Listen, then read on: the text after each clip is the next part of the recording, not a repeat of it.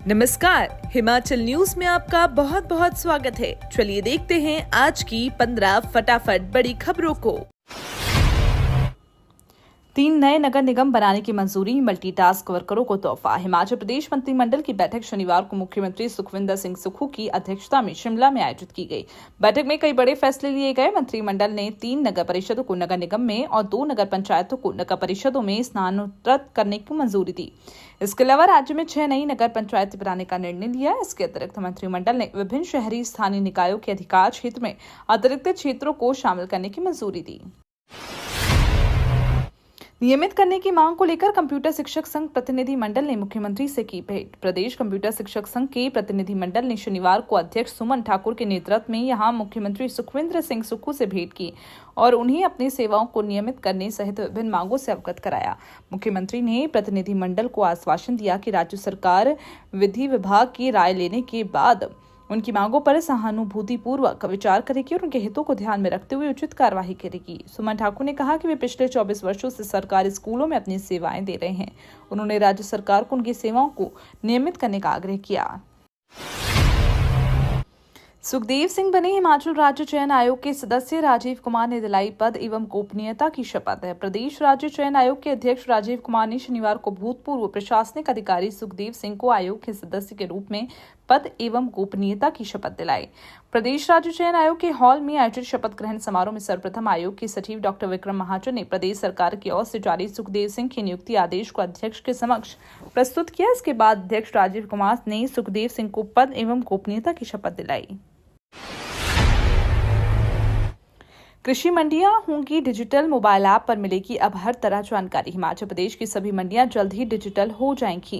किसान बागवानों को मोबाइल ऐप पर हर जानकारी मिलेगी। मंडियों में फसलों के दामों की जानकारी के लिए मंडियों में फोन घुमाने की जरूरत नहीं है। मोबाइल ऐप पर हर मंडी के रेट उपलब्ध होंगे। इतना ही नहीं, मंडियों में कितना माल पहुंचा, कितनी ऑक्शन हुई और कितना भारी राज्यों की मंडी के लिए भेजा गया, इसका पूरा विवरण भी ऑनलाइन रखा जाएगा।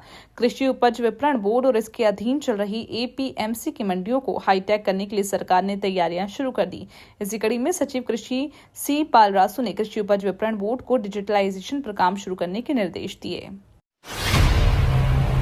CU धर्मशाला का सेंटर ऑफ एक्सीलेंस के लिए चिन्हित, मिलेगी 8 करोड़ की ग्रांट। केंद्रीय विश्वविद्यालय हिमाचल प्रदेश को सेंटर ऑफ एक्सीलेंस के लिए चिन्हित किया गया। सेंटर ऑफ एक्सीलेंस के तहत CU को मिलने वाले प्रोजेक्ट के अंतर्गत करीब 8 करोड़ रुपए की ग्रांट मिलने की संभावना है।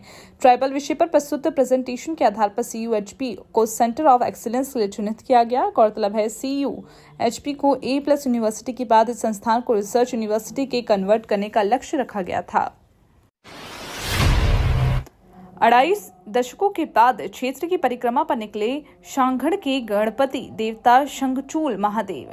शांघड़ कोटि के आराध्य गणपति देवता शंखचूल महादेव करीब 25 वर्षों बाद क्षेत्र की परिक्रमा के लिए निकले। भव्य शोभा यात्रा के साथ कोठी शांघड़ के पठारा गांव से देवता के पूरे लाव लश्कर के साथ देवलुओं ने परिक्रमा के लिए निकाला, जिसके तहत पहला पड़ाव सुचेहण पंचायत में हुआ। सुचेहण के नरवाली गांव में पहुंचने पर देवता शंखचूल और स्थानीय देवता श्रीनाग का भव्य मिलन हुआ। देवताओं की अनुमति से दूसरे दिन भी सुचेहण पंचायत में ही देवता संग सभी देवलू रुके और देव परंपरा के अनुसार अगले पड़ाव के लिए कोठी बनौगी के देहुरी गांव पहुंच जाएंगे। धरने पर गए वोकेशनल शिक्षकों को कारण बताओ नोटिस जारी। 3 दिन में स्कूल ज्वाइन करने के निर्देश। धरने पर गए वोकेशनल शिक्षकों को कारण बताओ नोटिस जारी किए गए। कंपनी की ओर से शिक्षकों को ये नोटिस मिले, साथ ही उन्हें 3 दिन में स्कूल ज्वाइन करने के भी निर्देश मिले। शिक्षकों को लिखित में इसका जवाब देना होगा। नोटिस के जरिए शिक्षकों से पूछा गया कि वे 11 दिन तक स्कूलों से किसकी परमिशन से गायब रहे। यदि इस दौरान शिक्षकों ने छुट्टी ली थी तो इसका भी कंपनी ने प्रमाण मांगा है। इसके साथ ही स्कूलों से शिक्षकों की अटेंडेंस भी मांगी गई। शिक्षक 11 दिन से धरने पर थे। फार्मा उद्योग में भारी मांग। अब सेब के पल्प से पैक्टिन बनाएगा HPMC। HPMC पहली बार सेब के पल्प से पैक्टिन बनाएगा। इसके लिए 2 दिन में पराला में फ्रूट प्रोसेसिंग प्लांट में ट्रायल होगा। फार्मा उद्योग में दवाइयों के निर्माण में पैक्टिन की भारी डिमांड है। इससे जहां फार्मा उद्योग की मांग पूरी होगी, वहीं HPMC का वेस्ट मटेरियल भी कम होगा। जेम को गाढ़ा करने में भी पैक्टिन का प्रयोग होता है। पहले चरण में HPMC ने इसके लिए 200 टन सेब रख लिए हैं। पराला में पैक्टिन बनाने के लिए मशीनरी भी लगाई गई है।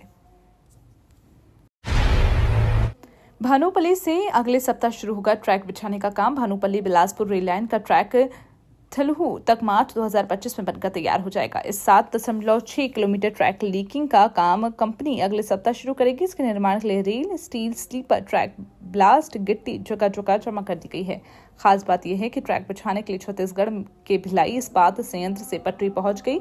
थलहू से आगे पहाड़पुर तक ट्रैक बिछाने में अभी समय लगेगा। कारण यह है कि थलहू से आगे अभी कोई जगह पर पुलों का निर्माण पूरा नहीं हुआ। कसौल में चला प्रशासन का डंडा, 45 होटल, गेस्ट हाउस और होम स्टे बंद। जिला कुल्लू की मणिकर्ण घाटी के कसौल में प्रशासन ने अवैध रूप से hotel, guest house, home stay चलाने वालों पर कार्रवाई शुरू की। जिला प्रशासन द्वारा विभिन्न विभागों के साथ मिलकर एक कमेटी का गठन हुआ।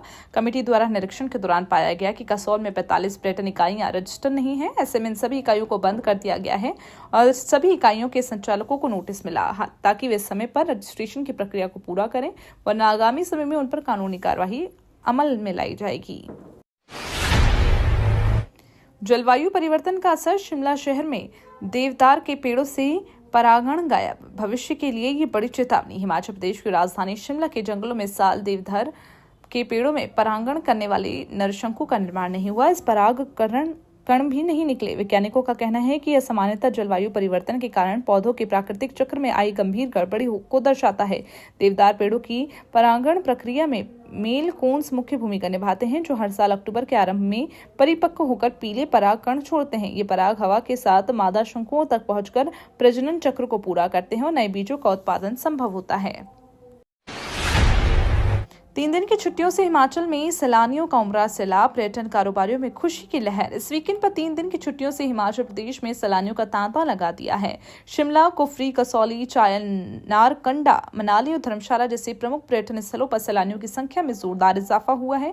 खासकर रोहतांग सहित प्रदेश की ऊंची चोटियों पर हल्की बर्फबारी के साथ पर्यटकों का आकर्षण का केंद्र रहा है। हिमाचल प्रदेश के होटलों में वीकेंड पर 50% तक बुकिंग भी हो चुकी है, जिससे पर्यटन कारोबारी उत्साहित हैं। लाहौल स्पीति में ब्लैक आइस का खतरा, पुलिस प्रशासन ने जारी की है एडवाइजरी। हिमाचल प्रदेश में बारिश न होने के चलते सूखे की स्थिति है। वहीं ऊपरी इलाकों में भी अब कड़ाके की ठंड है। ऐसे में शीत मरुस्थल के नाम से प्रसिद्ध लाहौल स्पीति जिले में भी ब्लैक आइस का खतरा बढ़ गया है। ब्लैक आइस के खतरे को देखते हुए लाहौल स्पीति पुलिस ने एडवाइजरी जारी की। इसके अलावा सैलानियों ने इससे भी आग्रह किया गया कि वे सुबह और शाम के समय घाटी की सड़कों पर सफर न करें। लाहौल स्पीति की अगर बात करें तो यहाँ पर अब पारा माइनस से नीचे है और सड़कों पर पानी जमने के चलते फिसलन काफी ज्यादा बढ़ गई है। निर्वाणा में उड़ान भरने पहुंची भारत की पहली महिला paragliding pilot Alisha Katoch. Paragliding site Nirvana में शनिवार से शुरू हुए धौलाधार पैराग्लाइडिंग प्री एक्यूरेसी विश्व कप में उड़ान भरने भारत की पहली महिला पैराग्लाइडर पायलट अलीशा कटोच पहुंची। जिला मंडी के भीड़ में संबंध रखने वाली 21 वर्षीय अलीशा ने बताया कि पैराग्लाइडिंग के क्षेत्र में उन्होंने साल 2019 से शुरुआत की, जबकि साल 2021 में पूर्ण रूप से पैराग्लाइडिंग गतिविधियों में शामिल थी। बीते साल उन्होंने बीड में होने वाली पैराग्लाइडिंग विश्व कप में बतौर प्रतिभागी हिस्सा लिया, जबकि इस बार सप्ताह भर पहले विश्व कप का हिस्सा न बन पाने के बाद निर्वाणा में शुरू हुए आयोजन में बतौर प्रतिभागी पहुंची। शहीद नायब सूबेदार राकेश कुमार के घर पहुंची सांसद कंगना रनौत। परिजनों से मिलकर जताया शोक। मंडी संसदीय क्षेत्र से भाजपा सांसद कंगना रनौत ने देश के लिए अपना सर्वोच्च बलिदान देने वाले नायब सूबेदार राकेश कुमार के घर जाकर शोक संतप्त परिवार से मुलाकात की और ढांढस बंधाया। राकेश कुमार जम्मू कश्मीर के किश्तवाड़ में आतंकियों से मुठभेड़ के दौरान शहीद हो गए। कंगना रनौत ने इस दौरान कहा कि कुछ दिन पहले नायब सूबेदार राकेश कुमार जम्मू कश्मीर में उग्रवादियों से मुकाबला करते हुए हमारे देश के लिए शहीद हुए। मैं उनके घर आई हूं और उनके परिवार से मिली, उनके बच्चों और अन्य परिवारजनों से बात की। उन्होंने ये भी कहा कि पिता के शहीद होने का शौक तो है ही, लेकिन गर्व भी है कि उन्होंने देश के लिए सर्वोच्च बलिदान दिया है। ये तो थी आज की 15 बड़ी खबरें। डेली खबरों से अपडेट रहने के लिए चैनल को सब्सक्राइब करना बिल्कुल ना भूलें। धन्यवाद।